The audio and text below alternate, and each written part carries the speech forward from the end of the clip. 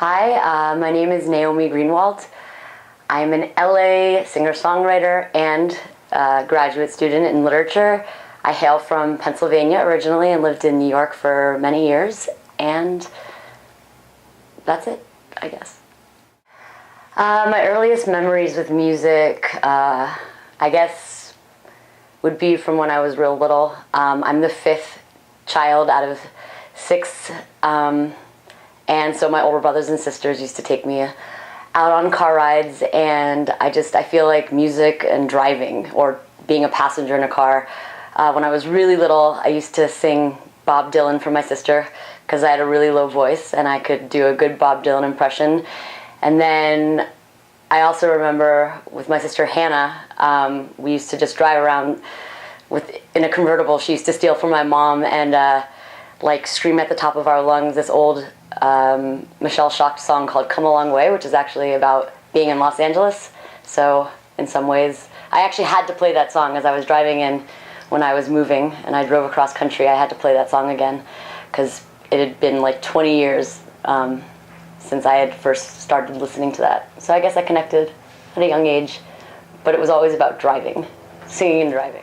Musical style has to be the hardest question that you could ask, especially a singer-songwriter, because I feel like when you write the songs, they're so bare, and you hear everything in your head, but then when you go into a studio, it kind of becomes something altogether different.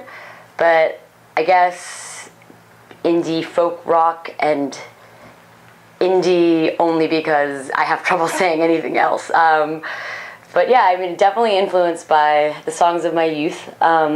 Classic rock. I mean, I grew up in the mountains of Pennsylvania, kind of the mountains, and then, you know, lived in New York for so long that I listened to a lot of indie rock, and old and new, from like the Pixies, you know, and I try to stay up to date still, but the older you get, the harder it gets. So yeah, I guess I'd say indie folk rock, even though I'm not particularly folky, and I always play with a full band, so I am speechless again. I have no idea.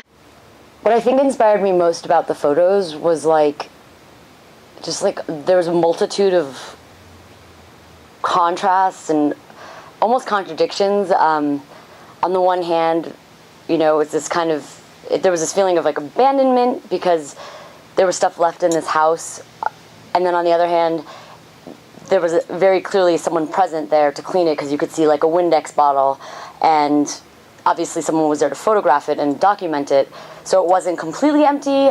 There were these old 1920s dolls which made me think of more gothic stuff, and then these inspiring quotes that made me think of the very opposite. I was very much affected by, on the doorpost, all the different heights. I mean, so many people had lived in this house. I don't know who they were, but it was this kind of, felt like life, and yet possibly a death too, because it was an empty house. So yeah, it was a strange series of photos, and beautiful, but strange in a good way. There was just a lot of possibilities, and I think that inspired me. The hardest part of songwriting is the hardest part of writing in general, at least for me. Stephen King has a saying about kill your darlings, which means like you might have this great part or this great line in a short story you're writing, but it might not work just then, and sometimes you get really attached. So to me, I think the hardest part is accepting when something isn't working and learning how to revise it. But sometimes though, you know, you can take out a part and it might actually give birth to a whole other song. So it's not the worst thing in the world to have to kill darlings.